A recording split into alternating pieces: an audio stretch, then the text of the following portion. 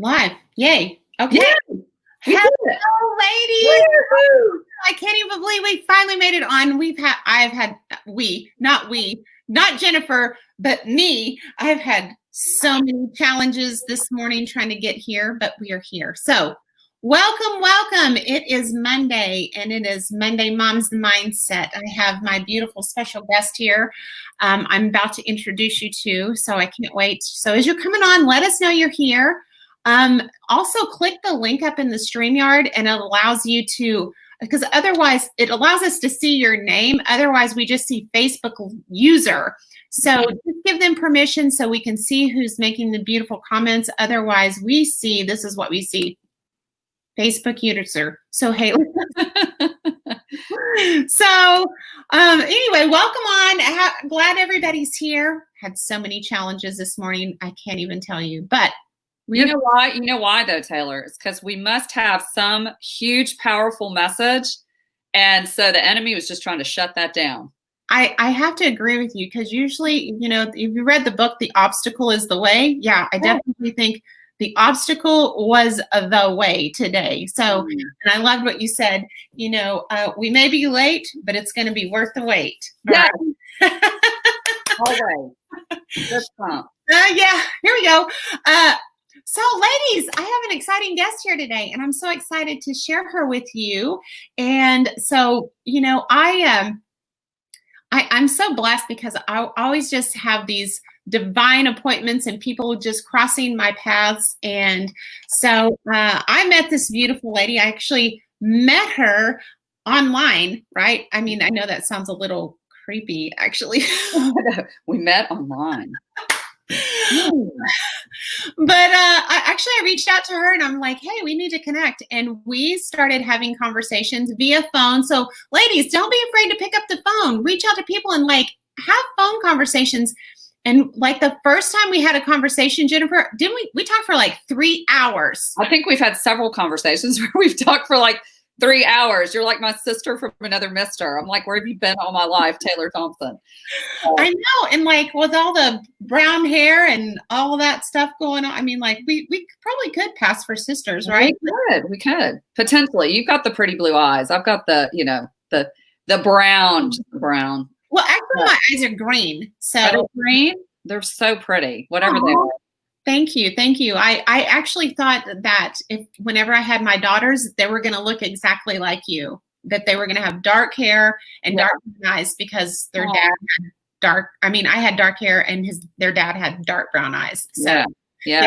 I thought all my kids would look like you, but they don't. They're like blonde headed and blue eyed. So it's kind of a little crazy, but so it's great to have somebody like I can call my sister, because I'm the only child. So I'll adopt you as my sister. Okay. I'll be adopted by you any day of the week. You know, I tell everybody, I'm like, I think I said it in my post. I have you saved in my contacts as the, all caps, Taylor Thompson. Oh, that's you're like a legend in network marketing, you and Larry both. And I've looked up to you from afar for 15 years, probably 14 years. However long ago it was I heard about you. I don't know. You know, I've slept since then and raised 3 kids. So no telling if my is correct. Well, thank you for all the kind words. But today is about you, doll. I mean, I want this to be completely about you, and I want people to get to know you, know your heart, know your journey. You've had such an amazing journey, and with so many success on so many different platforms. And so we're just gonna have a good time here today, and I want them to, you know, hear your story, because it's a really, really good one, ladies. So buckle in. Yeah, well, I love talking to you. So I promise you, audience, viewers, we won't talk 3 hours today. We'll try not to. So, but we could definitely get a chat going for sure. Yeah, let's do it. Yes. And if you guys are here, let us know you're here. Let us know where you're coming in from. Like, we want this to involve you and include you in the process. So, yeah. And put your name. I mean, if you don't know how to put your name on here in the comments, because like I see a lot of Facebook users other than Nancy Stroop. Love you, my sister. But just put like your name next to it, you know, next to your comment. Yes. And so, yes, please. Oh, hi, Debbie. Wait. Hey, hello. Legend City, Texas. Yeah, League City. Yeah, League City. That's close to League City. Mm-hmm. Nancy's a boss mama. She worked out with me the other day at the gym. We had a good Okay. time. Yeah. Well, I can't wait to hear her. And we got PA in the house. All right. Love Philly, love Pennsylvania. Go up there a lot. I always say that I am the Texas ambassador for Pennsylvania and New Jersey. And we got Florida in the house. Hello, welcome, welcome. So excited. You're getting ready to leave for Florida tomorrow, aren't you? Not tomorrow, on Thursday morning. We're gonna be gone for 10 days down on 30A. If anybody knows where 30A is, Seaside Watercolor. That's actually where we had our first She Retreat, was on 30A. So well, I'm bummed I missed that. You may have to do a redo so I can go. Yeah. I love it down there. It's my happy place, I always say. Yeah, so we're heading down to Florida at the end of the month. So in July, actually into July. So I'm super excited. That's our home away from home. So glad to have you, ladies. Thanks for being here. So let's jump right in. I want the ladies to hear your story and how you got to where you are, because it's really a great journey here. Well, I mean, we don't have 4 years to talk about that because it's been a long, what's the song? It's a long way to the top if you want to rock and roll. So, but that's my favorite. Yeah, it's so true. So, I was born in 1967. No, I'm kidding. Well, I'm not kidding. I was born in 1967, but I spent a lot of years, graduated from Texas Tech University. My mom was a journalist. My father was a physician. Yep. Guns up. Although I'm hearing we're not allowed to say that anymore. So I don't know. Hey, so listen, I was born and raised in West Texas. And as far as I'm concerned, Raiders are Raiders, and it's always guns up. I know, but it's Yosemite Sam, and I think they took his guns away. So, he's Raider Red is basically Yosemite Sam. So we shall see, right? Yeah. We're still guns up. Although sometimes I feel like it looks like the loser side. I'm like, loser, guns up. I'm like, you have to go this way. You can't go this way. So anyway, lots of details on that one. But no, graduated from Texas Tech, went to work for Dun & Bradstreet for 4 years in outside sales, got into medical sales. I kind of went backwards compared to most pharmaceutical medical reps. Most drug reps want to get into equipment. I did it the other way around. So I actually worked for a hospice service. And then I got into medical equipment for CR Bard, and had all of South Texas and Louisiana as a territory. And when I met my husband-to-be, Sean, who I'm married to now, it'll be 25 years this year. Congratulations. Thank you. I was traveling all the time, and his sister-in-law, who was soon to be my sister-in-law, was a drug rep. So she basically recruited me into pharmaceutical sales, and I ended up as a cardiovascular specialty rep for 15 years in the Texas Medical Center here in Houston. And I was a district trainer and loved it. I mean, it was a great career, but, I started having kids, and I have 3 children now. I've got 2 girls and a boy. My youngest is almost 16, got her permit. Pray for me. Yes. To me, I don't know about you, Taylor, but that's scarier to me than when they go off to college, is when they get their permit. Like, you're just like, oh, they're out there on the road with all these crazy people. But so my youngest daughter, Karis, is almost 16. My son, Michael, who'll be going to University of Arkansas in the fall, he's 19. And then my oldest daughter, who's 23, Merritt, she just graduated last year from University of Alabama. So, but when the kids were little, I mean, I loved my career. I got paid a lot of money for what I did. But I was pretty miserable. I was trading hours for dollars. And, as I tell everyone, it was, brutal in a way. I was C-sectioned with all my kids. So at least back then I got 8 weeks instead of 6 weeks. But I had to drop off each one of my kids at daycare, basically at 8 weeks of age, and, do my 45-minute commute into the Texas Medical Center. Some mornings I had to be down there at, 6 a.m. for journal club with the residents. Sometimes I had dinner programs, so I'd work all day and stay over there to do my dinner programs at night, especially because I was cardiovascular respiratory. And we were all specialty. So I called on a lot of allergists and people like that. So during allergy season with my tertiary product, we were crazy. Like, I barely saw my family. And, as I look back, especially now being in the network marketing industry for 15 years, as I tell everyone, it's kind of interesting because people used to come up to me every single day, practically, I felt like in the med center, they'd get on an elevator and see my badge and my bag, and they'd be like, "Oh, you're in pharmaceutical sales? Oh, so-and-so wants to get into that. My daughter, my son, my cousin, me, whoever, they were all wanting to get into pharmaceutical sales."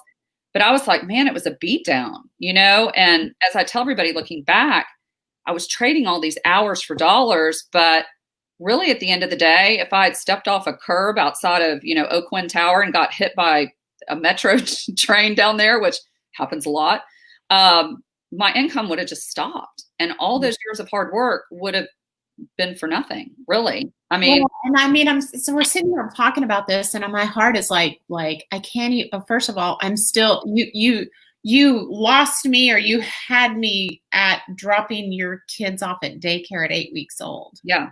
I mean, the thought of, that was what got me into this space. That right there, mom care versus daycare. I feel so blessed because I never had to do that. But as a mom, I can't even imagine what that must have been like. My brain can't even comprehend that. And then not seeing them all day, it's so young. It really, it's interesting, Taylor, because my parents were older when they had me. My mom was 42 when she had me, and my dad was 55. They were 13 years apart in age, second marriage. Now my father, he was a retired Army colonel. He actually retired the year I was born, but he went into private practice and he became chief surgeon at White County Medical Center in Raleigh, North Carolina, which is primarily where I grew up in my younger years. But he worked all the time. Like, I hardly ever saw him. My mother, on the other hand, she worked kind of freelance journalism when I was younger, but I pretty much had nannies growing up. Since my dad had traveled the world in the Army, he was real big on that. So I had, 2 nannies from Britain, a nanny from France, but they would only be there like a year and then they're gone. And then I had other, nannies during that time, one which became like a mother to me, and almost like a second mother to me. But I never thought that was weird. Like, I kind of thought that was normal. I thought that's how everybody grew up, because I was almost like an only child. I had half brothers and half sisters, but they were, grown and gone for the most part by the time, I really came along. And so, it was just an interesting dynamic for me, because I loved my parents and we had a very close relationship, but my father passed away when I was 16. And then my mother died when I was 22. I was a senior at Tech, and she was my very, very, very best friend. And I really felt a little bit cheated in terms of the time that I got to spend with her. And I think I was driven somewhat into network marketing ultimately, although I didn't go looking for it. I don't think anyone goes looking for it. I feel like everybody's story starts with, I was duct taped and thrown into the trunk of a car and taken to a meeting. But the bottom line is, I'm so blessed and so grateful that God, put me in this space for such a time as this, right? To quote Esther, I'm a Christian, not trying to take anybody to church, but, I look back and I was operating out of so much fear. I just had this fear of, because for so long, if it was to be, it was up to me. I didn't have my parents. And while I had this, one half sister and a half brother from my dad's first marriage, I didn't really grow up with, talk to, or anything. And my other half sister, she was very supportive. She was almost like a second mom to me. But for the most part, I was kind of on my own, And my story is nothing compared to some of the stories I've heard. I know you've interviewed my good friend, Brittany McKee, and people like that. People have been through way more hell than I had been through, per se, because my parents really did set me up for success. They did. But there was just this underlying fear of being homeless, being alone, running out of time. I actually read a great book after my mom died called Motherless Daughters. And it was about, really, no matter what age women lose their mothers at, whatever age that was that their mom died, they kind of put it in their mind as their own expiration date. Like, I only have till now to get everything done. And conversely, I looked at my kids as though they may not have me at some point. And so it was almost like a double stressor, because I would drop them off and I'm like, what if I go into the med center and I get killed in a car accident and I never see my child again? And, I was just gripped by fear. Wow. And it's really part of the story of how I became a Christian too, because finally God had to tap me on the shoulder and go, okay, are you done now trying to be in control of these kids that are really on loan to you? They're my kids first, on loan to you, and I've got this. So quit worrying. But, I was kind of a control freak, boss mama and pharmaceutical sales, and, but that fear really started to grip me. And I think really it was that undercurrent that made me a prime candidate for this industry, but it just took the right person busting through, the industry of network marketing to bust through my, all my objections and my doubts and my fears and my misconceptions and things like that, to really get to my underlying driving need of what I was looking for and what I wanted for my kids and my family and my legacy and all of that. And so anyway. Well, no, so, whenever you were going through this process, how did you get introduced? Because somebody because you see this kind of thing a lot. And to me, you kind of fit this mold. Well, you do fit this mold, so many times, as a networker, as somebody out building a business, and let's say, I'm a mom and I see you and I'm like, oh, well, Jennifer, she wouldn't be interested in this because she's successful and, she's got it all together. She's the whole package.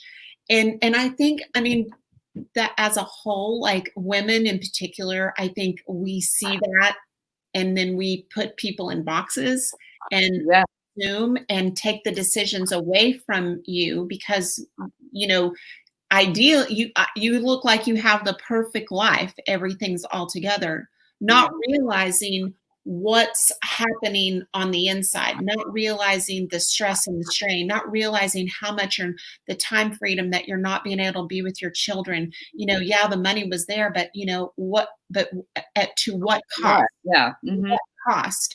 Exactly. And so I'm pointing this out for those of you listening because, don't always judge the book by the cover. Mm-hmm. Don't always assume that somebody that has looks like they have it all together, that they're happy, because you never know who's dissatisfied with their current set of circumstances, whether it's good or bad. That everybody should have the opportunity to say yes or no, right? Mm-hmm. Well, and I think just what probably stops people, because I know in my own journey in network marketing, I get stopped, or have been stopped in the past by just that fear of rejection, but here's what I've learned, and this has kind of become, I guess, for my friends that are popped on here, they'll tell you, let me kind of back up and tell you my story of how I got recruited, and that'll kind of feed into it. But so fast forward, and I think I shared this a little bit with you on one of our phone conversations, Taylor, but if you've ever been into the Texas Medical Center in Houston, it's like another small city. So when you fly into Houston, a lot of people look at TMC and go, "Oh, is that downtown?" And you're like, "No, other side of the plane." But it looks ginormous. MD Anderson's there, the Baylor College of Medicine, UT. It's like its own little city. So I literally had one zip code, and I worked buildings. I didn't work zip codes like most reps do. But there was one building down there in TMC. It's got 2 spires on it that used to be called St. Luke's. It's now called O'Quinn. But that was kind of drug rep central. Like people would just congregate there in the lobby because there was multiple elevators going up to doctors' offices. And network marketers would come and quote unquote pose as drug reps. But I always say that they weren't really posing, but they would dress up, they'd have badges, and they'd strike up conversations and, sort of get into, oh, I'm working for whatever they didn't always say pharmaceutical, but they'd be like, I'm with a medical company too. And, and it was a different day back then too, in terms of what you could say to people, compared to where we are now with the FCC and all that. But, as I used to always say from stage, eventually I would get into a conversation where you dig deep enough and start talking to them. Pretty soon they're like, oh yeah. And if you I mean, you could be a millionaire if you just join my company, all the doctor connections you have. And I have this one study, and it's 4 blind nuns in Poland, but they can all see again because they drank our juice. And these doctors are going to be whack. And I'm like, have you ever called on a doctor? Because I have a study out of the New England Journal of Medicine that's 25,000 patients, double blind, randomized, placebo controlled, multi-center, comparing all the statins across the board to my statin. And half of them won't even look at it because it's funded by my company. It has nothing, and that's 25,000 patients, So I'm like, you're not going to get in the door with a testimonial of 4 nuns in Poland, So, and so I say that to say that fast forward, I had a very, very, very low opinion of network marketing. I thought it was a pyramid scheme, to be real honest. Not that I really thought Mary Kay or companies like that were pyramid schemes, but, it's a lot of what I heard, and what, I'd sort of been conditioned with growing up and hearing in my household and things like that. And I just thought, oh, that's for people that, they don't have a college degree, or, they don't have any money, or they're bored, or I had all these, preconceived notions. So that was my mindset. Fast forward, I get recruited out of AstraZeneca to a company called CV Therapeutics, which is now Gilead, which has made the news because they've got the vaccine. Kind of sad I don't still have those stock options. But I got recruited over to CV Therapeutics, and it was a biotech company making more money than I'd ever made in my life. I was driving a Lexus as a company car. I had stock options. They were talking to us about being retired on the beach as millionaires in 4 years, to the point where I think I told you, Taylor, when the manager from AZ that had gone over there and recruited me called and left a message, I literally looked at my husband and said, I think he's joined a network marketing company, because he was all about opportunity, and you're going to be retired as a millionaire in 4 years, and all this stuff. But so I get this job, and I had just come off maternity leave with my 3rd baby. I was already kind of disgruntled with pharma from the standpoint of I'd sort of hit the glass ceiling there. If I wanted to go further, I was going to have to move my whole family to anybody who's used to be a drug rep who's watching will tell you, typically you have to go sort of do a round at the home office for a while if you want to move into management. And then they just you have to be willing to go anywhere from there. Like if they want to put you in Kalamazoo, wherever, you better be willing to go. And my husband and I, he owns his own company. Or he had really just started his own company at that point, and he's in heavy construction equipment. All his customers are here, and he's just like, I can't do that. And we had to make a decision. So I had sort of reached the pinnacle. That it was as high as I was going to go in pharma per se. And I just thought, really, I used to call it dragging a bag. Am I going to be dragging a bag behind me till I'm 60? I just didn't want to do that. Right. And I had seen layoffs come, and, they would always lay off the older reps that were more seasoned. And I just thought, man, I just don't see a long-term future here. And I don't know, Taylor, you probably know him, Jerry Clark. Do you remember Jerry Clark? Club Rhino. Yeah, that name rings a bell, but I can't. They call him Jerry DeRhino. He was one of the first speakers I ever heard in network marketing. I'm kind of fast forwarding a little bit. But he does something called Murphy's Committee. You can still find it on YouTube. It's old as the hills. But he was one of the first speakers I heard, and he talked about Murphy's Committee. But he says how there's cows and there's rhinos, and that the majority of the world are cows with their little horns right here, and they're soft skin, and they have to be fed by the farmer. And that's their 401k and their salary, and they're just eating their little patch of grass at their job. And every once in a while, they look out over the fence and they see the jungle. And that's where the rhinos are, which are the entrepreneurs. They've got the horn right here because they're knocking down trees, busting through. They've got thick skin from all the stuff they've been through, right?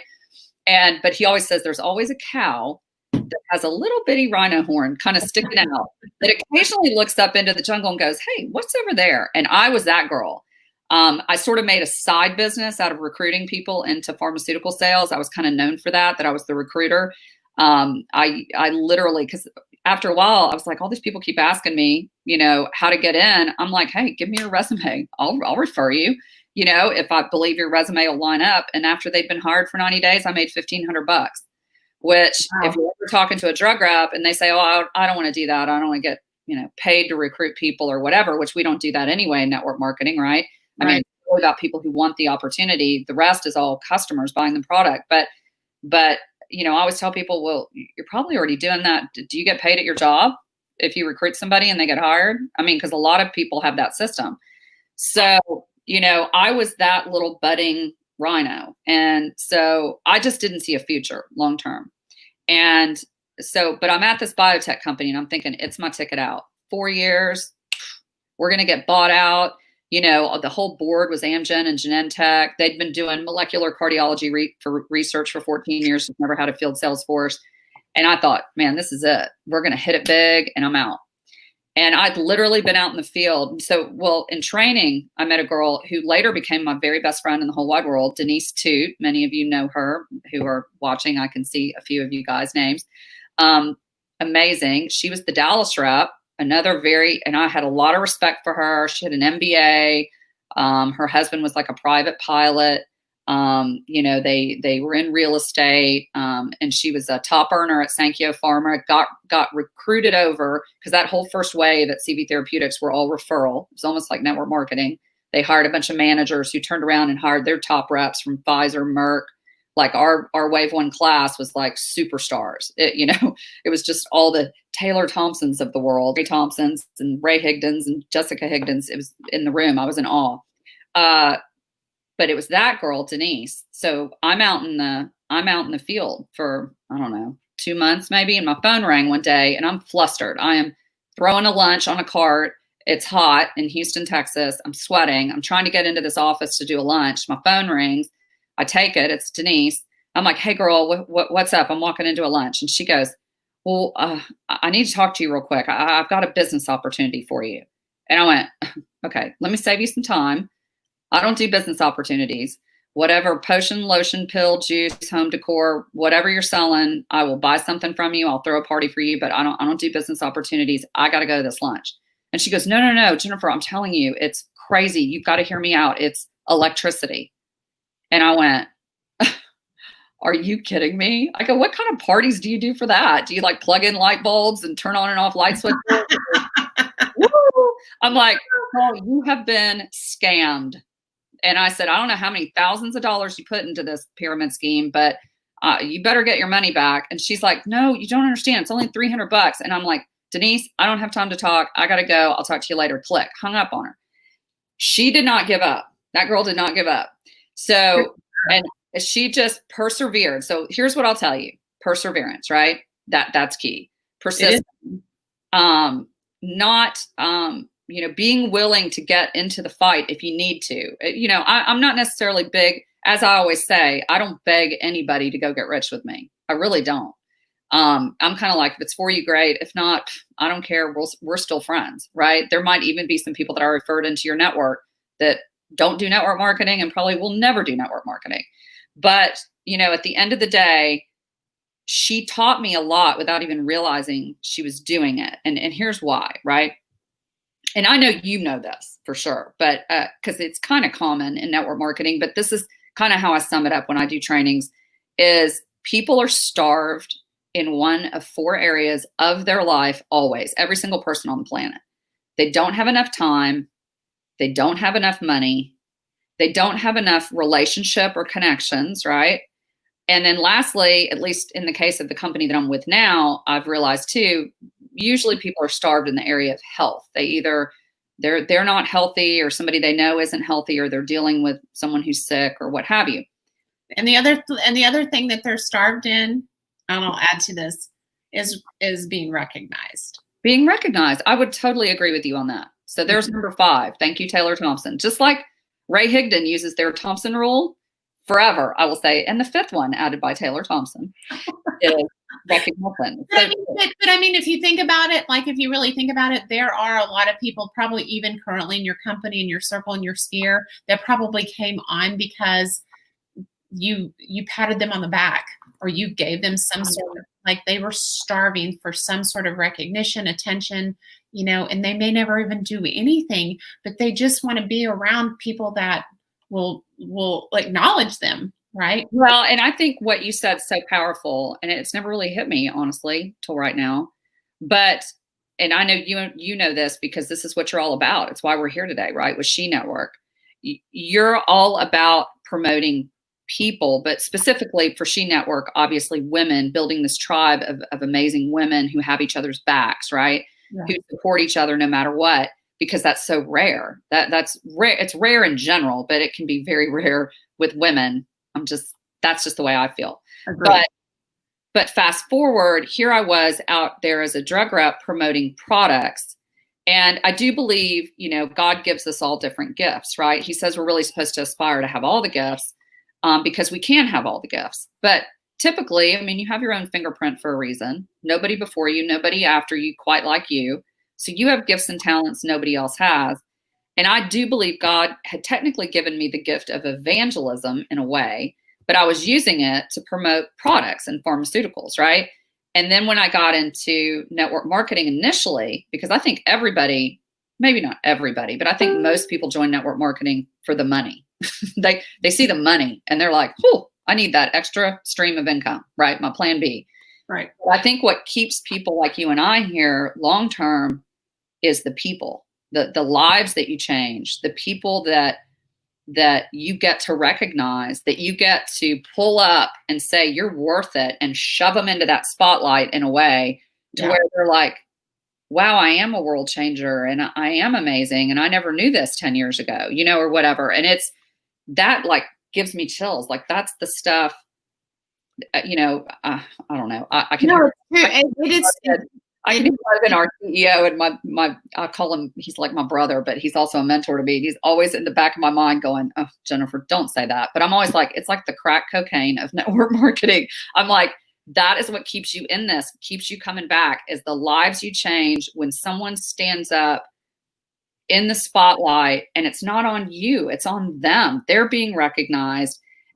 But when they thank you, when they have that, as I'm wearing my rank maker shirt, right? Default setting gratitude. When they have that gratitude and they go, if it weren't for Taylor Thompson, I wouldn't be healthy today. If it weren't for Taylor Thompson, I wouldn't have been able to be a stay-at-home mom. If it weren't for Taylor, those are the things where literally I have chills. I don't know if you can see, but that is why you could not get me out of network marketing with a crowbar.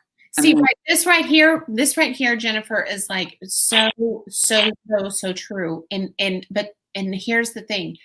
If people would translate that thinking, exactly what you're saying, into and the mindset that they would have before they went and talked to a prospect or potential customer, potential new distributor, without making it going, "Oh my gosh, they're going to think I'm trying to make money on them," or, what are they going to think about me? Or, they forget this side of it and this piece right here. They forget that they're there because somebody thought enough of them to change their life. And they lose that perspective whenever it comes their time to pay it forward. Do you know what I mean? Yeah. Oh, yeah. No, and it took me a while to figure that piece out. Ironically, even though that's the way I was ultimately recruited. So with Denise, for example, she didn't know what she was doing. She didn't hear the Thompson rule. She didn't hear time, money, relationship. She hadn't heard any of that. She'll tell you that,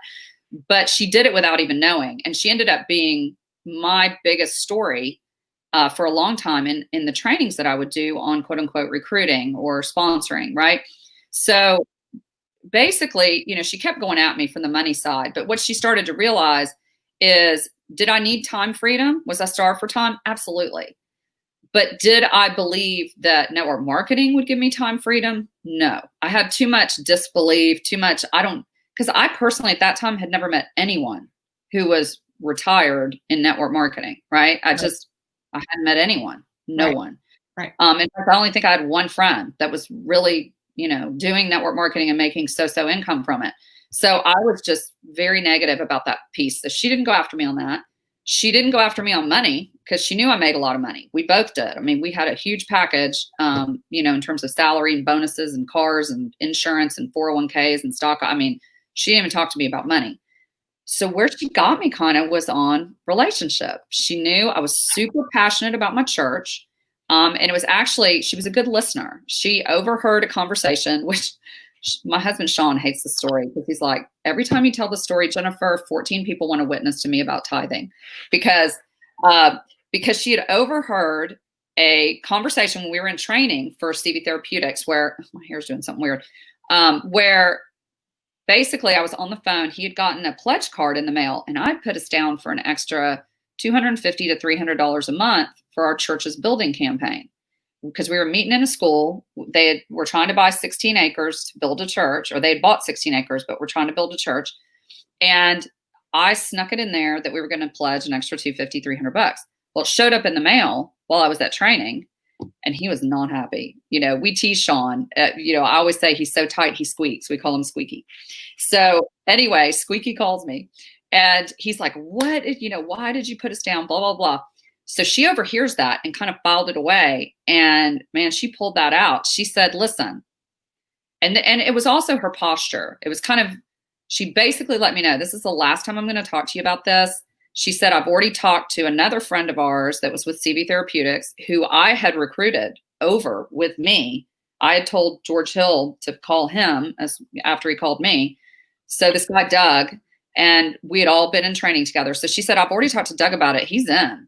Now, I was going to place him on your team, but if you're not going to do it, then that's fine." She said, "But I just really thought, since you were really trying to help your church, this would be a great way for you to at least switch a few electricity bills and raise some money for your church." And when she put it like that, now two things: fear of loss is always bigger than the thought of gain. And I was like, Doug, okay, if he's in, like, I don't want to miss out on that. But then number two, I was like, yeah, I'll do it for my church. And that way Sean doesn't have to deal with it, right? Doesn't have to come out of our budget. And that's how I ended up. This right here is exactly a training. This right here, it's exactly a training that Larry and I do, which is in our 6 pillars, which is audience, language, and behavior. Yeah. Right? Whenever you know your audience and you can speak their language. Yes. And that's what she did. And she didn't even mean to, I think, at the time, but it was huge for me, and because some people, even though, for example, if you study the personality colors, right? Red, yellow, blue, green, or whatever. I'm very red, blue. I think yellow's, way down there for me. Like, I jokingly say to my friends, if I ever come to your house and say, "Do you want help in the kitchen?" I don't really mean it. I'm like, I'd rather buy you dinner than cook you dinner, kind of thing. My friends tease me about that, That's so funny. I'm a red, blue too. I call myself a purple. So yeah. Yeah. See, we've got to be related. Anyway. So, but it's just kind of funny, because you would have never thought exterior wise that I would be mission motivated, that's what it would take to move me off zero. But ironically it was. And so she dug deep enough and listened well enough to know, at the heart of who this girl is, she loves her church. And she really wants to see this happen for her church, which that became my second funny story, because when I hit that $250, $300 a month, I started having my checks direct deposited to my church, and I quit. I quit the business. I didn't resign, but I just didn't go to any more meetings. I didn't plug in at all. And honestly, Denise at that time, she had her second baby and gotten several promotions, and our company was rocking. So she wasn't really plugged in either. And it was really the guy that was her upline who ended up, you probably know him, Presley Swaggerty. He was the number one earner in that company. I'm no longer with them, but and I'm always grateful to Presley to this day, because he didn't give up on me. He just kept calling me and calling me and calling me. But, he's a former basketball coach, and I didn't want him giving me some kind of Hoosiers type speech, like get back in the game. So I would just roll him to voicemail. And finally he calls me from a number that I don't recognize. So I answer the phone, and I was making all these excuses. And he said, "Listen, JMO, I just want you to go online, check your back office, and then call me back. Click," basically. And to the point where I was almost like, rude. He's been trying to call me this whole time, just tell me to check my back office. I don't get it. And I had to wait till the next day. I'd forgotten my password, had to call the company. I log in. My checks that had been $250. Well, let me back up. First, I clicked our associates tab, and I'd had like 39, 40 associates. I'd grown it to that. I had now over 180 something associates. And I was like, wow. And I go to the monthly commissions, and what had been $250 to $300 a month was now like $1,200 a month being direct deposited to my church. So I tell everybody, I love Jesus and all, But that's when I stopped having my checks direct deposited, and I jumped back in the game because, and this is what's been probably my most powerful learning experience that I can share with network marketers out there is, at the end of the day, my company owned me. They owned my time. They owned me. Okay. Yeah. So I tell everybody, do you think $1,200 a month for someone who is making, a lot of money, I'll just leave it at that, in pharmaceuticals or biotech, do you think that was life-changing? And almost everybody goes, well, no, I guess not. And I'm like, but what was life-changing is it happened without me. Wow. That was the ticket. And I thought, if I can have 1 comma, I could potentially build it to 2 commas. And by that point, I'd seen some people in network marketing doing that. I mean, one of the guys that I was running around with at the time that was part of my upline, who I didn't even know was in that company, had been the president of Sigma Chi at Texas Tech. And we were really, really good friends. And, he just it's like the way God works, I guess, but he just happened to be part of my upline support. And I was watching him make $60,000 a month. Right. $5,000 a month, and I didn't even think that was possible, and here I'm over here like, oh, too pretty to do network marketing, thinking 6 figures a year is a lot of money. And yet I'm watching people make 6 figures a month. And that totally changed my concept of what a lot of money was. And I got over myself real quick.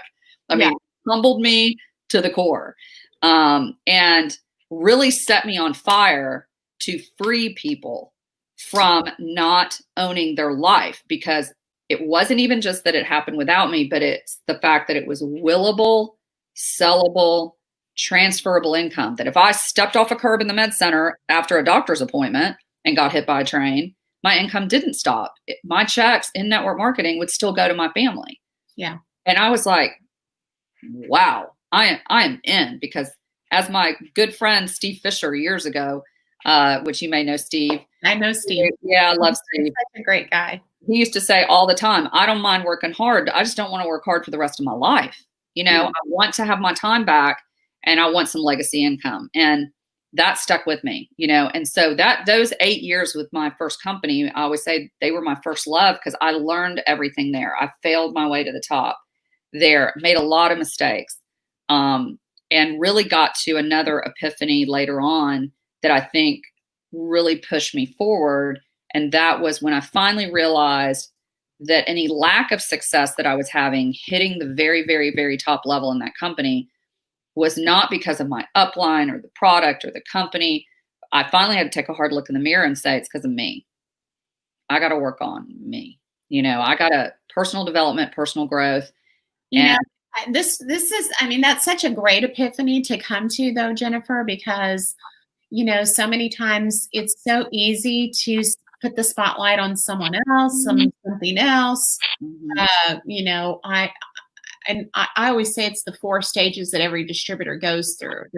There are the stages, but whenever you can come down to the self-responsibility stage, and look in the mirror and self-evaluate and realize that, okay, everything that I've done, has been about a decision that I've done, good or bad or indifferent. Yep. And so many times, so many people, it takes a long time for them to come to that place. They stay in blame and excuses stage too long.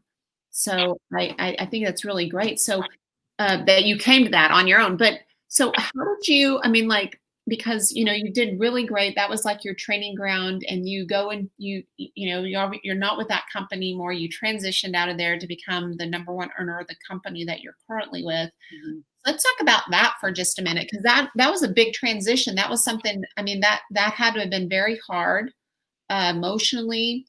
There's so many things that most people don't think about, take into consideration. Let's talk about that for a few minutes.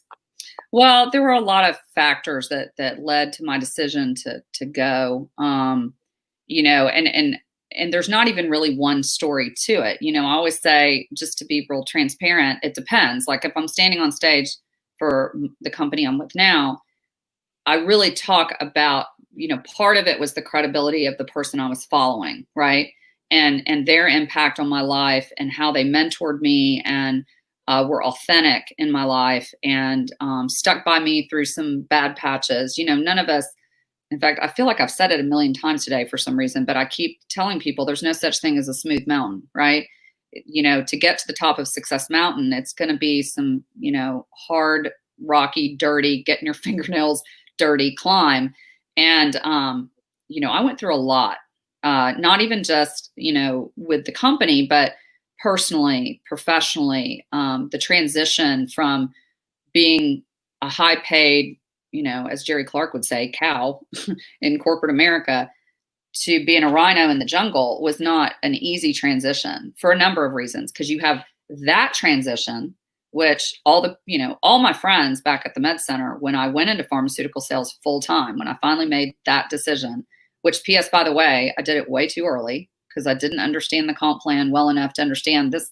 The residual part was going to keep building, but the bonuses that I was banking on every single month, those were fluctuating based on how the team went. But I'd never been through that, and so that was, I tell everybody, don't quit too early. Listen to what Jim Rohn said on building your network marketing business, which is a great, the late, great Jim Rohn, but take his advice, and I won't give you what that is, but listen to it.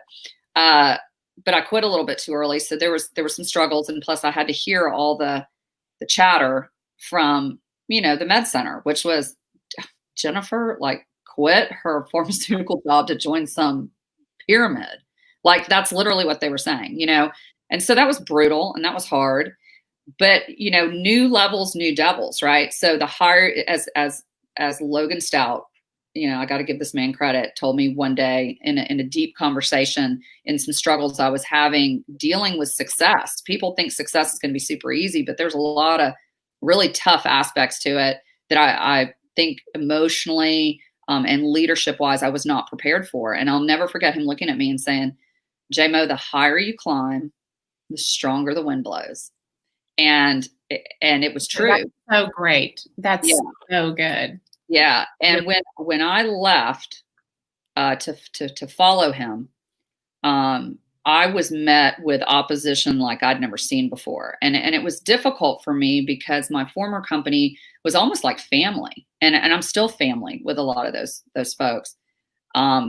But, at some point I kind of felt like I was trying to leave a mafia family. It just got really ugly there for a while. And, but way back to when I was a little newbie listening to Jerry Clark talk about Murphy's Committee and that rhino with their thick skin. And I'm like, oh, I have thick skin. I'm tough.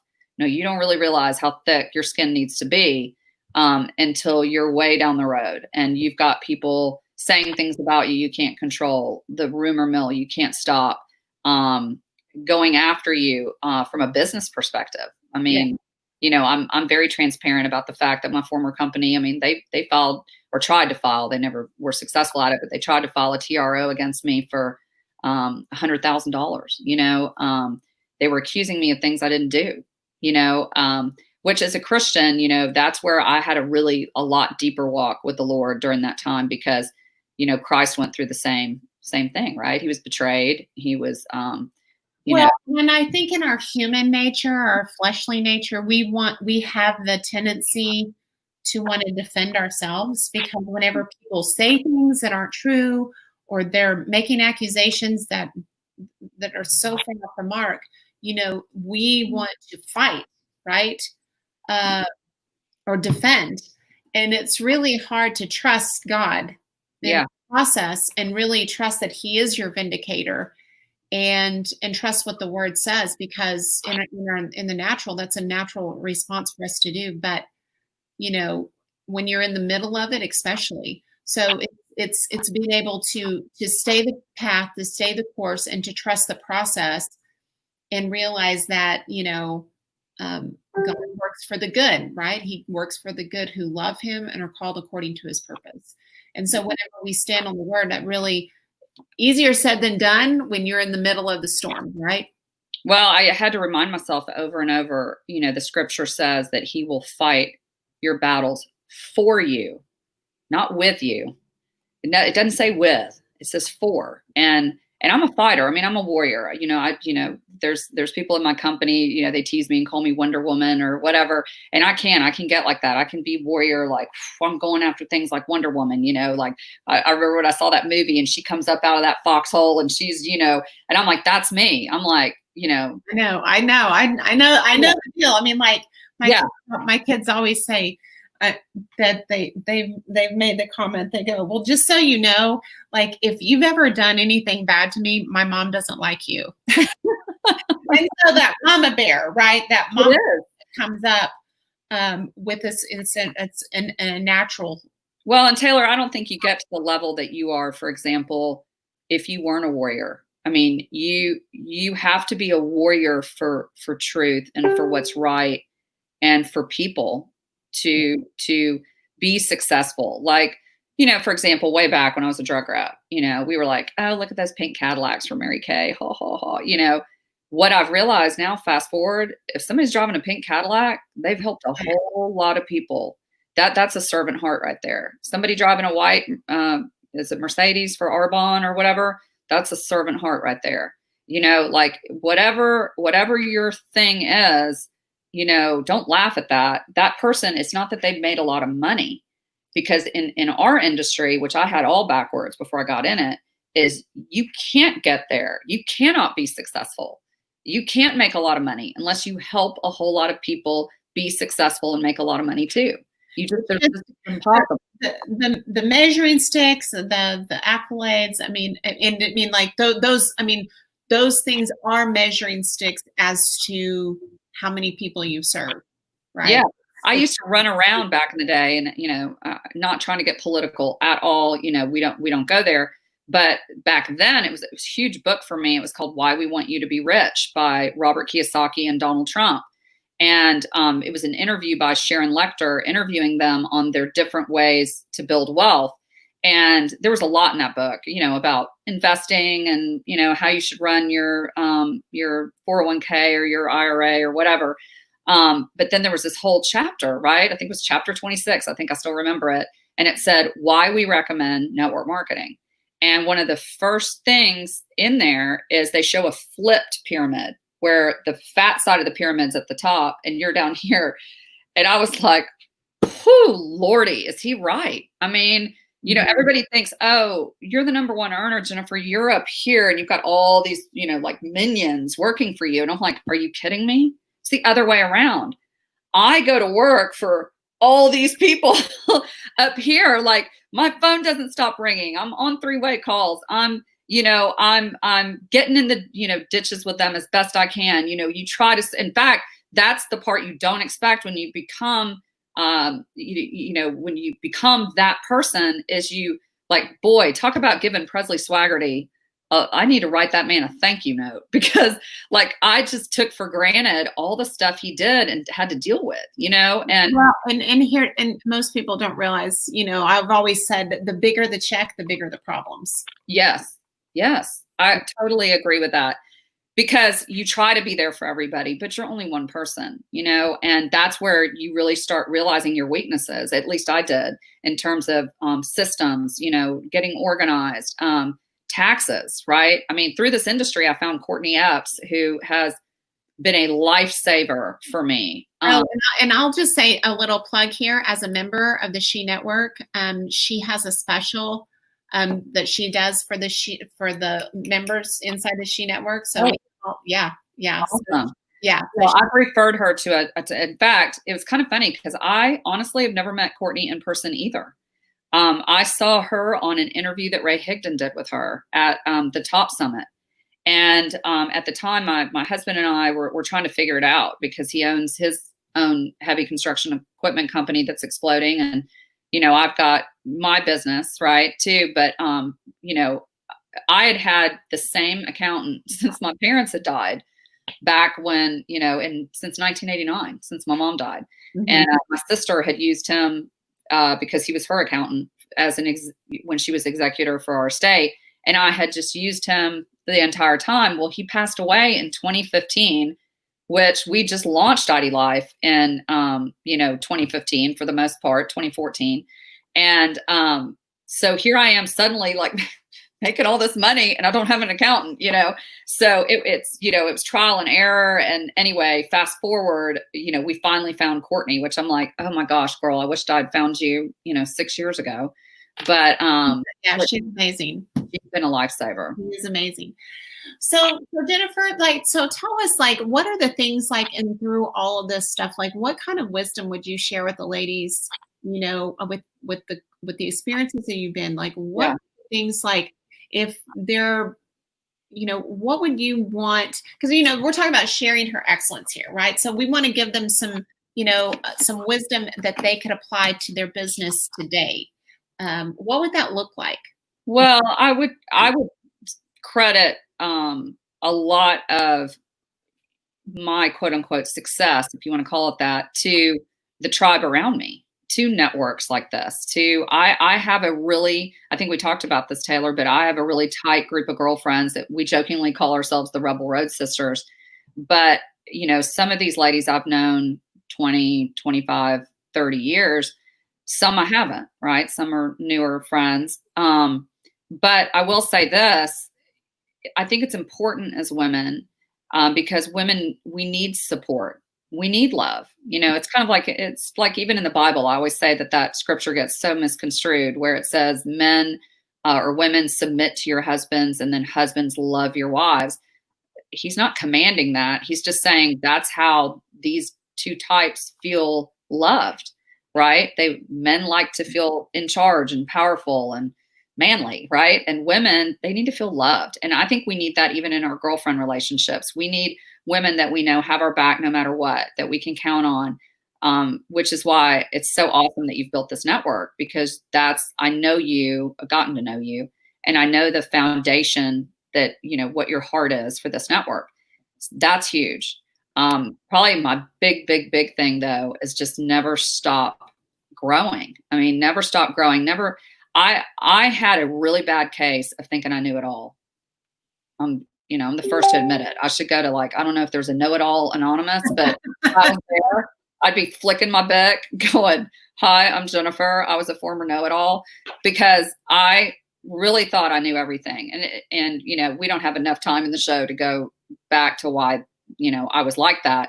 But really underneath, I needed to develop. I needed to be able to say I was sorry, to take accountability, to take responsibility, to say, and also conversely, because a lot of people resist personal development, and it's not because they're a know-it-all, even though they might say that's why. A lot of it is because they don't think they're worthy. Yeah.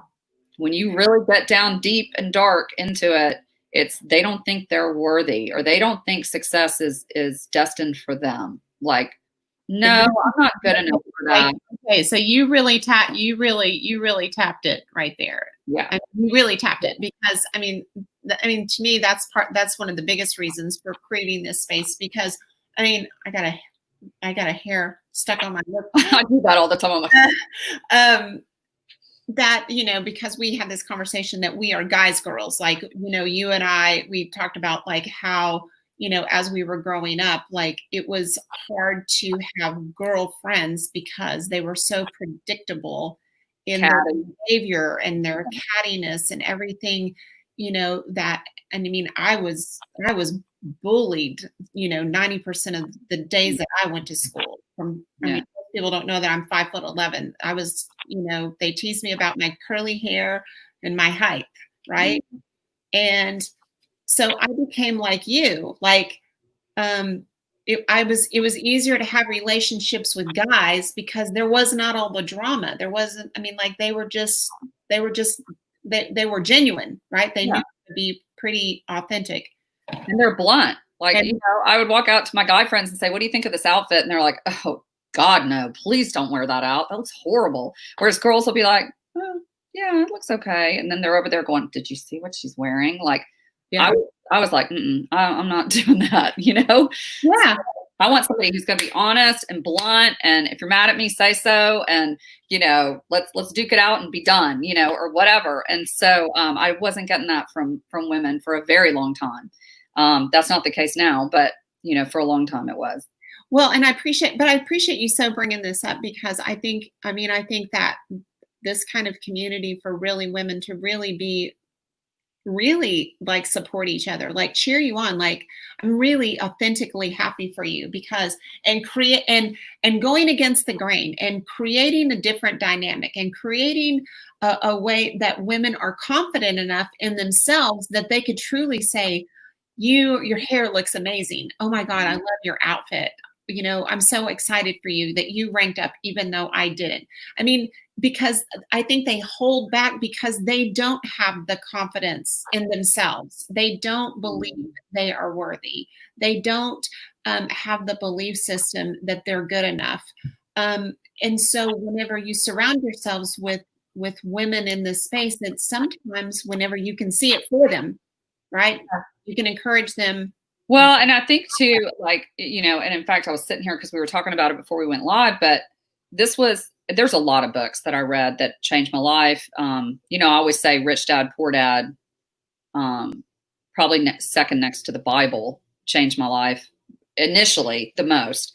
But when I had sort of my epiphany, no, I shouldn't even call it that, but I think just my really aha moment that, wow, JMO, you got to work on your mental game was, and it was this book. And in fact, and it's hilarious, I happened to grab. So our number one income earner, Presley, in our former company, had been hot on this book that I'm about to show you for a long time. And he would do an annual Christmas party. One year he gave out the books, literally gave out the books. Okay. He even wrote, there it is. I don't know if you can see it. Mm-hmm. Okay. That was 2007. And this was the book, Secrets of the Millionaire Mind by T. Harv Eker. Okay. Okay. And this book, it's hilarious because Presley talked about the book. He gave us the book. I never read the book. Didn't read it. And finally, I was done. Like, I was watching all these people rank advance past me. I had kind of stopped and started. Like, the joke in my former company was, JMO will teach you how to take 2 6-month vacations a year, because I would like run really hard, get to the next rank, because we were in a coded comp plan. So I would get to the next code or next rank and I'd quit. You wouldn't see me for 3 to 6 months. Then I'd come back and I'd run really hard. And then I'd get upset about something else. I was like pouty Patty all the time about everything. And finally, I realized this is going to happen with or without me. Nobody's going to wait on me. The company's not going to fall apart because you left. So you better plug in and work on you. And so I downloaded, because I used to be a huge reader, like, of books, and I'm surrounded by books. I love books. My mother was a journalist. Lots of books. Me too. But I would get in bed with 3 kids, try to read a book, I'm out. So audiobook became my best friend, right? And this was in the early days of audiobook. And I think Audible had just started. And I downloaded this. In fact, it might have even been on a CD, honestly. And listened. This is a great book on audio because it's T. Harv himself, and he's very in your face and hilarious, kind of like a Grant Cardone. And it's 17 ways that wealthy people think that are different from the rest of us. And I'm not going to go over all 17, but back to what you were saying about cheering someone else on and being happy for their success. When I personally believe when people are not happy for someone else's success, it's because they think success is limited, that there's a finite amount of success that the universe doles out. Yeah. If I'm happy for you, then I'm really sad deep down because you got my share of what was coming to me. And really that ties into what T. Harv teaches about wealth, about living in an abundant mindset, that money is limitless. Wealth is limitless. Success, there's not a finite amount. So in other words, like, I hate the term share the wealth. I really don't like that term because that makes it sound like there's one pot of wealth and we're going to share some. No, it's unlimited. I mean, you can share the wealth, but technically we're all just swimming in it right now. And there's more of it and more can be created right now. Right. We've been talking a lot this week about, it was in the news. It was in Newsweek that, like, Facebook lost like 56 billion. Like, people are leaving the platform. People are leaving Twitter, whatever. And I'm thinking somewhere out there, some tech genius who's about to be the next Mark Zuckerberg, who's going to create a platform and take advantage of this. Right. otherwise, there's other tech geniuses out there right now going, oh, I can't compete with Facebook. They already got all of their, like, that's not true. You know? Yeah, it's true. Yeah, there's, Facebook hasn't been around forever, or all of these platforms that we use.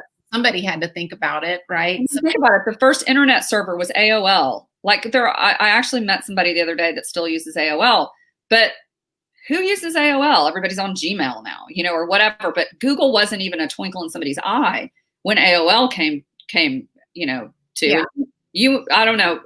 We're about the same age, I guess. But, I remember when the internet first started and everybody was like, why would anybody get on that? The World Wide Web, that's for a bunch of geeks. Like, we're not doing that. Yeah. Like, and like, look at where we are now. We're like controlled by it, so. Yeah. I was in network marketing. I was building my business whenever, the internet started. I was like, what's this? How are we going to do this? How's this even going to work? Yeah. Yes. So, that this book unlocked a lot for me.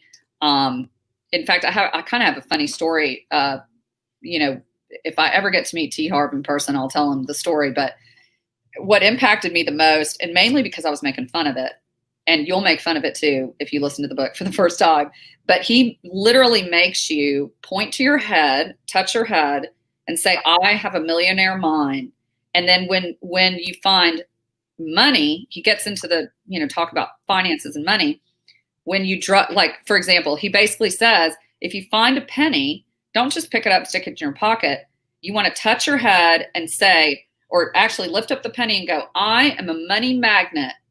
The universe is raining money on me as we speak. I have a millionaire mind. Like, and we joke about it. Some friends of mine and I still joke about that. They'll make comments and they'll go, I have a millionaire mind, Fast forward, I had pretty much just quit my job in pharma. I'm home. I'm struggling a little bit. I was making just enough to stay at home, but I hadn't really calculated it right. So my husband and I are kind of squabbling over that. Our kids are little, and I would do their laundry. And you know how it is, Taylor, when you're doing your kids' laundry, money flies out everywhere, right? They've got dollars shoved down in their pocket from lunch or whatever. And so I'd been reading the book, and the kids would laugh at me, and I would do it on purpose just to annoy them. I would be like, woo, another $5. I am a money magnet. Woo, I have a millionaire mind.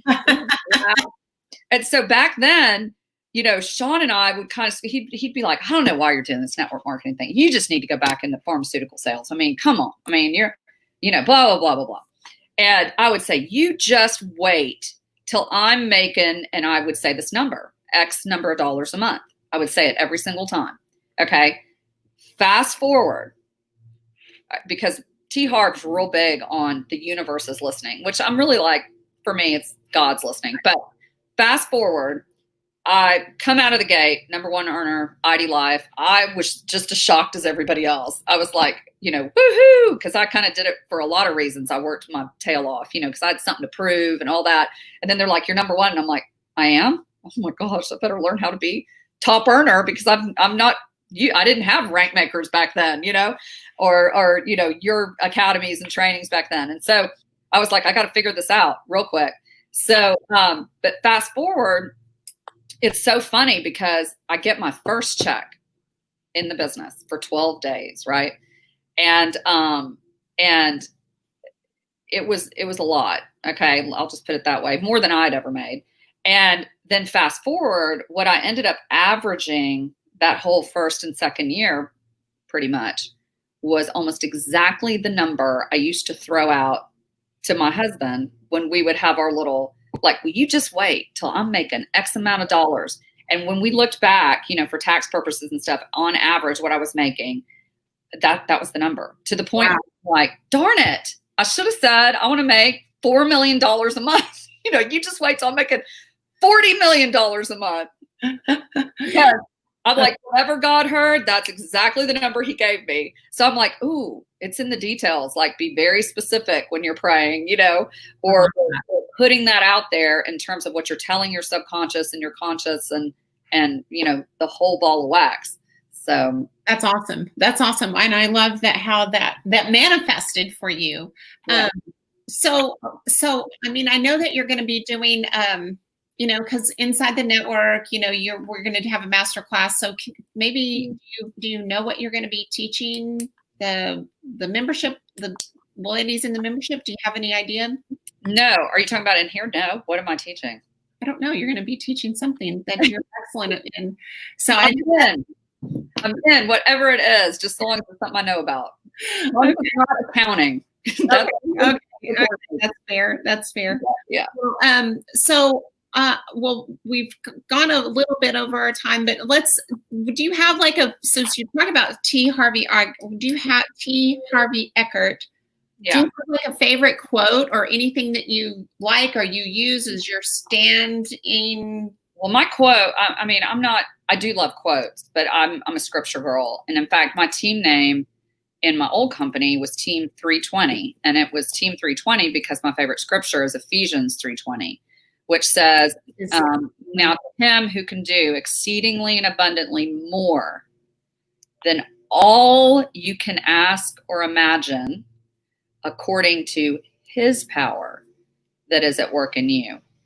And it goes on, in 21 to talk about for generations, which is generational wealth, right? Or generational abundance.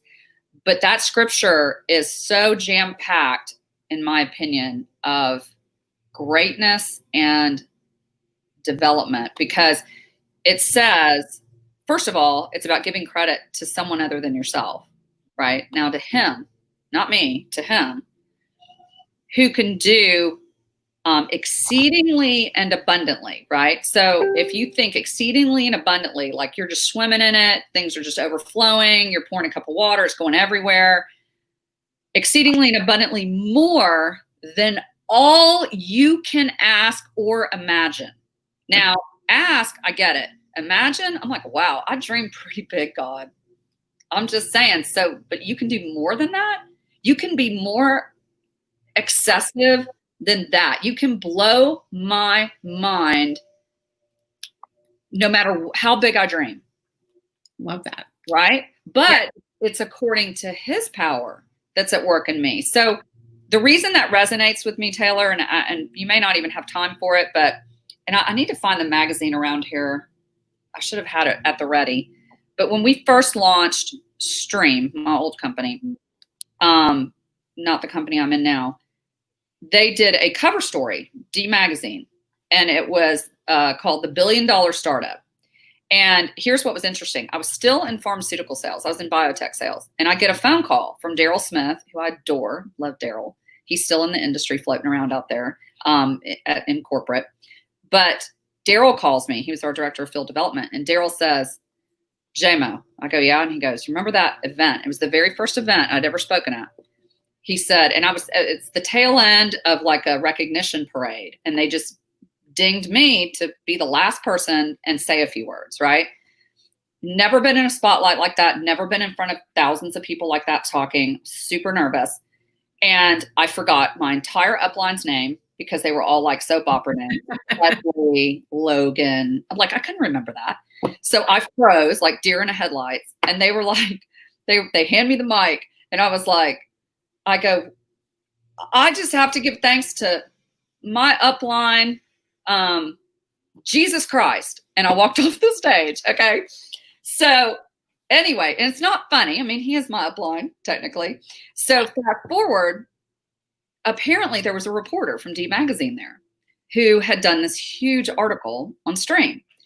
And Daryl calls me and he goes, JMO, we had this reporter, they did this article. It's going to be coming out next month or in a month or so. They just sent us the article to review. And I just need to clarify something. And this is the first time I'd ever talked to Daryl other than that day on stage when he told me to be the last person they wanted me to talk. He literally goes, you're still with your pharmaceutical company, right? And I go, yes, why? And he goes, because they say Jennifer Moran, former pharmaceutical rep, says Jesus Christ is her upline.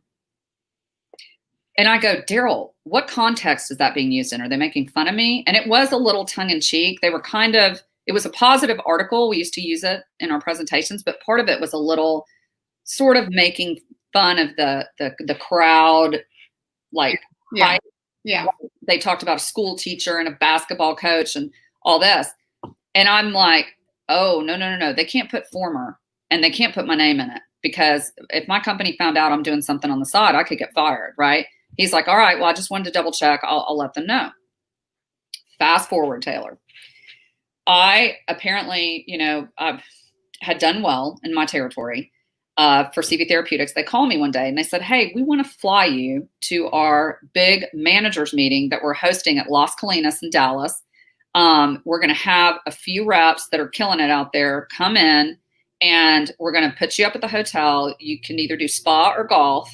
We're paying for your plane ticket. And then the next morning, we're going to video you for the launch of Renexa, which was our new drug that was coming out at the time. It was the small molecule angina drug. So I fly up there. I'm one of the last people there because I had lunches and stuff all day with my doctors. I get there late. They take me, I go down to the spa. I get my massage, my, 90-minute massage. I'm the last one in the spa. I get up to my room. I'm exhausted. I take a shower. I'm sitting there and they put us in these suites. And I plop down on my little couch and I look down on the coffee table and there's this magazine and it says D Magazine, Stream Energy, the $1 billion startup. Now, mind you, in this hotel is every single manager all the way up to the president of sales for my company. I flip it open to read the article. It says Jennifer Moran, former pharmaceutical rep, says Jesus Christ is her upline. Taylor, I freaked out. I was on my prostrate, oh Lord, please God, please just blind everybody. Make sure nobody who's here that, that could fire me sees this, because how many Jennifer Morans from Houston are in pharmaceutical sales? I just was scared to death. Okay. Wow. So I get down the next morning and I'm worried. I've been on the phone with all my friends that night, oh my God. And I get down there, nobody said a word. Nobody ever said a word to me, which I don't know if that just means that, those leaders weren't readers, but nobody read. And fast forward, it hit me in the middle of a training I was doing for my former company that I think the reason that did not get changed and the reason I had that moment, and I'm just saying this is for me. I'm not saying it's for everybody else in network marketing, but I feel like that was literally God saying, so long as you keep me first, so long as I am your upline, you will be a former pharmaceutical rep. Wow. Does that make sense? Yeah. And I knew that I had to see that in black and white and that would hit me one day. And that's why I really say, for me, it's all about his power. It's all about what he is able to do through me. Do I have gifts and talents? Absolutely. We're all made in God's image, right? But I always say that doesn't mean I'm God. My daughter's made in my image, but she ain't me. So, but I give him all the credit, for when I have had moments in my life where I've fallen away from God, and I find that my gifts and talents, are not as well received. In fact, I know we're going on like an hour and 15 minutes here, but I'll tell you this one quick story. So back when I first started speaking a lot for my former company, I would walk off stage and people would come up and go, I know you from somewhere, or I've seen you before, or you remind me of my cousin Matilda or whoever. And it happened over and over to the point where it started to get annoying. And I'll never forget this. I was with my still good friend, Randall Blackman, who's a top earner in my former company. Still, I consider that man a mentor to me. And he used to call me Jazzy Mo. So he's like, I'm telling him one day, because he was standing there and 3 people did it. And I go, it's just so weird, Randall. And he goes, Jazz, they don't know you, right? And I go, yeah, I know that, Randall. I don't know them, And he goes, no, I know, but you know who they do know. And I go, what do you mean? And he goes, it's not that they know you, it's that they see Jesus in you. Yeah. And that's what they're recognizing, because you're walking in your anointing of what God has called you to do. And it was so powerful. And then conversely, I went through a bad period in my life where I didn't make good choices and I kind of fell away from God. And I was still speaking, training, and, rocking and rolling. And, but that stopped. Yeah. People quit saying, I've seen you somewhere before. And I never forgot that. And that almost kept me in check. Oh my gosh, I've kind of stepped outside. I've started to get into that little area of pride where I thought, it's all me. It's not all me, and so I felt that, kind of covering of his power, and I've had it removed. And I just find when you walk with him and you stay tight with him, he will guide you. He will, he will give you supernatural, like even you just reach out. Like I've never even asked you what made you reach out to me, but like I've had some weird things like that where like absolute legends suddenly message me out of the blue, like Taylor Thompson. I'll tell you. It's the same. I mean, whenever, so first of all, like I understand what you're saying completely because, Larry and I have been training on stages internationally for years all over global. Not one time have we ever used a PowerPoint. Have we ever even had notes on stage? Never. Not one. We've never done a training, and we've never. It all comes, and we know who the source is. We know it's the Holy Spirit. Like, that's just, and I'm being very, very transparent.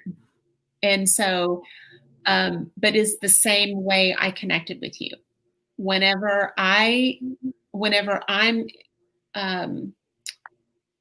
because I always my prayers, like I always like, okay, Lord, who do you want me to connect with? How do you want me to connect with them? And so whenever I message somebody or I see somebody and they resonate and like and I know the feeling, I know the voice, I know. And so, and it usually just starts with, a message, and I'll send something on Messenger or say something. And whenever they respond, then the next thing is I just want to get on the phone and have the conversation. And so it's been unbelievable how God opens so many doors. Well, it's so awesome. And I know I'm certainly so blessed by it all. Of course I was wowed, immediately saved you in my phone as the Taylor Thompson. Oh, gosh. But no, it was, it's weird how like those kind of connections have happened out of the blue. And even during this, pandemic, I've been telling everybody who is down in the dumps or they've lost their job, or I'm like, you just never know what God has in store, because the company I'm in now was not even on my radar.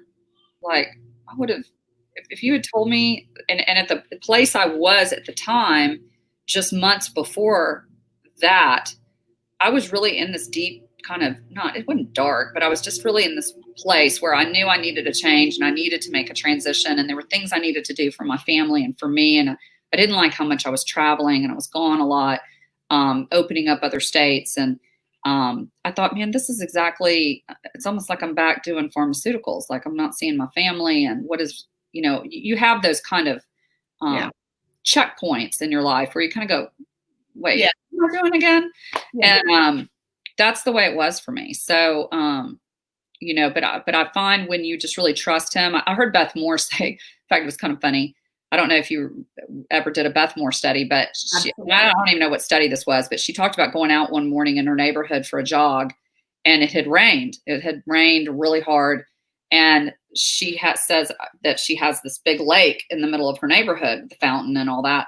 But she said there's like a berm where you can't really see the lake. You have to kind of go up over this little hill and you see the lake. So she's doing her jog or whatever, and she looks over and there's all these ducks, and they're in this puddle, and they're fighting and pecking at each other because they're all fighting for territory in this little puddle. And she's like thinking to herself with the ducks, she's like, hey, ducks, there's a whole lake like right over the berm. You just can't see it, And that was me. I was, jostling for territory in this little puddle of wherever I was in life at the time. And I wasn't really sitting back and trusting that, even in that moment, not knowing what the future held, that God would have that lake for me sitting right over the berm. And so that has helped me because it's happened to me. Once you've gone through it, it's easier to trust. But when you're in a place where maybe you haven't had that happen yet, to really understand, if you'll just give in and just really give control over and say, listen, it's all you, God. Like, just, I'm open, you know, you got to be open. You got to have your hands open to receive. You can't be fighting him all the time like this, because then you can't receive anything. But if you go like this and go, okay, it's yours. I'm open now. Let's go. He'll do it. He'll blow your mind, you know? Yeah. Exceedingly abundantly above all you can ask or imagine. Right? Mm-hmm. So, all right. Well, we have, so the time has flown by here, but I've certainly been so incredibly blessed to have you on and to share with the ladies here. And and I hope you have a really, really awesome trip with your family. Enjoy your time off of this next 10 days, just hanging out and refreshing and restoring and rejuvenating. And yeah, I can't wait. I can't wait. It is my happy place. So I've been praying Psalm 91 over all of us, because there will be like almost 20 of us in one house with, you know, with all the stuff going on. I'm like, whew. At first I was going to get everybody tested, but then, you know, my doctor basically said, well, it's kind of pointless, because even if you're all negative, all it takes is, you know, touching a gas pump or something on the way down there. So I'm like, all right, forget it. We're just going to trust God. Here we go. Faith in action, faith over fear. So there you go. There you go. All right. Well, you stay on and we'll tell the ladies bye here, and you stay on. I'll say bye to you privately. So that's it for us today, ladies. Thank you so much for your time. Thank you so much for being here. This is Taylor Thompson and Jennifer Moran. We're signing off here today for the She Network. So bye, guys. Bye.